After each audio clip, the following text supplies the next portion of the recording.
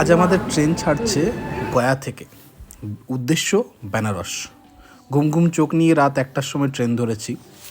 সুন্দর আলোকসজ্জায় সাজিয়ে দেওয়া হয়েছে বেনারস স্টেশনটিকে, যেন চোখ জুড়িয়ে যায়। কত রকমের লাইট আপনি দেখতে চান বলুন না। 100 টাকার মধ্যে একটা অটো বুক করে অটোওয়ালার ভরসায় রুম খোঁজা শুরু হলো। খুব কম দামে একটা সুন্দর হোটেল পাওয়া গেল। হোটেলটা ঠিক গঙ্গার ধারেই। গঙ্গার ধারে দেখছি দেশ বিদেশ থেকে যাত্রীরা সব এসছে। যাত্রী বলা ভুল হবে, দর্শনার্থীরা, যারা ভোলা মহেশ্বরের সুন্দর মন্দির এবং তার সঙ্গে গঙ্গা দর্শন করতে এসছেন। সবাই নৌকা বোঝাই করে ঘাটগুলো দর্শন করা শুরু করেছে। আমরাও ফ্রেশ হয়ে এখানে এসে বসলাম। কখন যে সময় পেরিয়ে গেল বুঝতেই পারলাম না নদী দেখতে দেখতে। মধ্যাহ্ন ভোজনের সময় হয়েছে, তাই মধ্যাহ্ন ভোজনটা প্রথমে সেরে এলাম। এরপর দেখি প্রত্যেকটা নৌকাকেই খুব সুন্দরভাবে সাজানো হয়েছে। আশেপাশের লোকদের জিজ্ঞেস করলে জানতে পারি যে সামনে নাকি দেব দীপাবলি রয়েছে।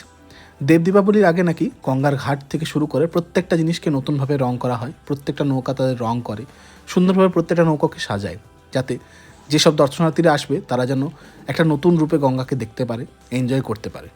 আমরাও সেই রূপটাই যেন দেখছিলাম। যাই হোক, বেশি দিন নেই দেব দীপাবলি, আর একদিনের মধ্যেই। তাই দেব দীপাবলির আগে হোটেলের কী দাম বেড়ে যায় সেটাও জানতে পারলাম। অবশেষে দেব দীপাবলির গল্প শুনে আমাদের মধ্যাহ্ন ভোজন হয়ে যাওয়ার পরে আমরা ঠিক করেছি যে আমরাও এবারে নৌকোই করে আশেপাশের জায়গাটা একটু ঘুরে দেখব। তাই এবারে সন্ধ্যা আরতি দেখার সময় হয়েছে।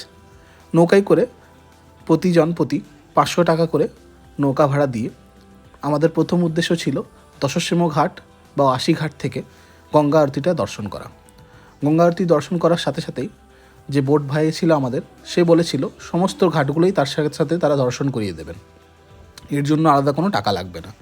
যাই হোক, যাত্রা শুরু হতেই দেখি প্রত্যেকটা ঘাটকে সুন্দরভাবে আলোকসজ্জায় সজ্জিত করা হয়েছে।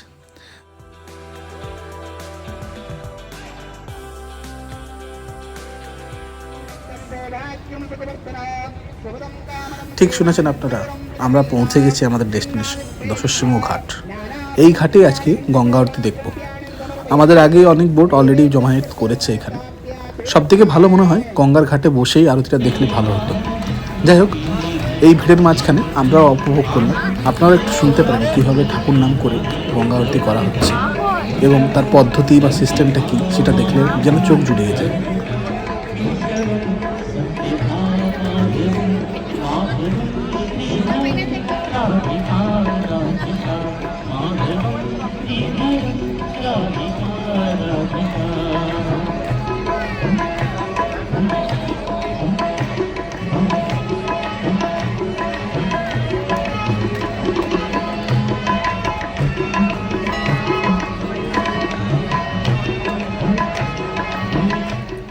প্রথমেই মা গঙ্গার বন্দনা দেখলাম, তারপরে রয়েছে আরতি। আরতির সময় নৌকাতেই আপনি 10-20 টাকার বিনিময়ে প্রদীপ এবং ফুল পেয়ে যাবেন। মা গঙ্গাকে নিজের প্রজ্বলিত প্রদীপের মাধ্যমে আরতি করার জন্য।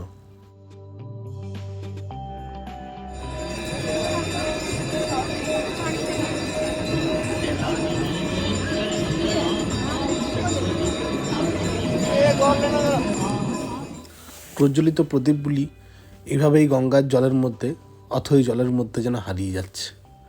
যাই হোক, এই প্রজ্বলন সম্পন্ন করার পরে এবং মা গঙ্গাকে নিজের আরতি সম্প্রদান করার পরে আমরা বেরিয়ে পড়লাম আমাদের গঙ্গার ঘাটগুলিকে এবার ঘুরে নেওয়ার জন্য।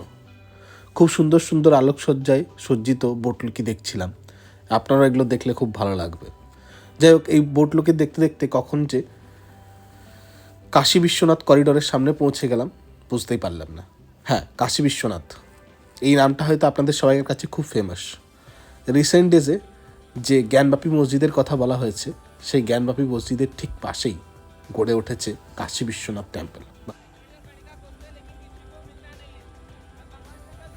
কাশী বিশ্বনাথ করিডোরের ঠিক পাশেই রয়েছে মণিকর্ণিকা ঘাট।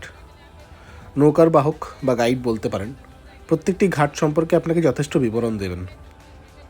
মণিকর্ণিকা ঘাট সম্পর্কে এটাই সুপরিচিত যে এই ঘাটে কখনো নাকি চিতার শেষ হয় না, এই ঘাটের আগুন কখনো নেবে না।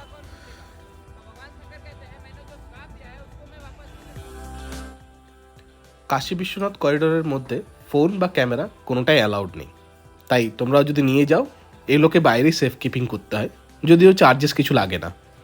মন্দির দর্শন করলে মা অন্নপূর্ণা দেবীর মন্দিরও কিন্তু এর কমপ্লেক্সের মধ্যেই রয়েছে, সেটা অবশ্যই দর্শন করবেন আপনারা। যাই হোক, এইখানেই কিন্তু জ্ঞানব্যাপী মসজিদও রয়েছে, তো যেটাকে নিয়ে একটা কিন্তু কন্ট্রোভার্সি অলরেডি চলছে, সেটা আপনাদের চোখে পড়বে যদি আপনারা যান এখানে। এবার লোকাল এক্সপ্লোর করার সময়। মন্দির প্রাঙ্গণের বাইরে এলেই গধুলিয়া চকের আশেপাশে খুব সুন্দর লস্যির দোকান রয়েছে। এই যেমন দেখছেন আপনারা, আপনার সামনে দুধ, লস্যি, মাখন, মালাই যা খেতে চান সব কিছুর ব্যবস্থা রয়েছে। মন্দির প্রাঙ্গণের পাশে আরও এরকম দোকানপাতি রয়েছে, যেমন একটা খুব ফেমাস দোকান হচ্ছে কাশি চাট ভান্ডার। ভিড়টা দেখলেই বুঝতে পারবেন। আমরাও কোনো রকমে 1 প্লেট জোগাড় করলাম এখান থেকে। 1 প্লেট খাবার খেয়ে লাস্টে পেটে জায়গা না থেকে বেনারসি পান দিয়ে ঠিক করেছি আজকের দিনটা এন্ড করব। পাশেই রয়েছে একটা খুব বেনারসি ফেমাস পানের দোকান, খাইকে পান বেনারসওয়ালা যে গানটার রেকর্ডিংটা হয়েছিল, সেই শ্যুটিংটা নাকি এই দোকানের সামনেই হয়েছিল। পানটা খেয়েই আজকের দিনটা শেষ করব। কেমন লাগলো ভিডিওটা জানিও। যদি ভালো লেগে থাকে অবশ্যই সাবস্ক্রাইব এবং শেয়ারটা করো তোমার বন্ধুদের মধ্যে।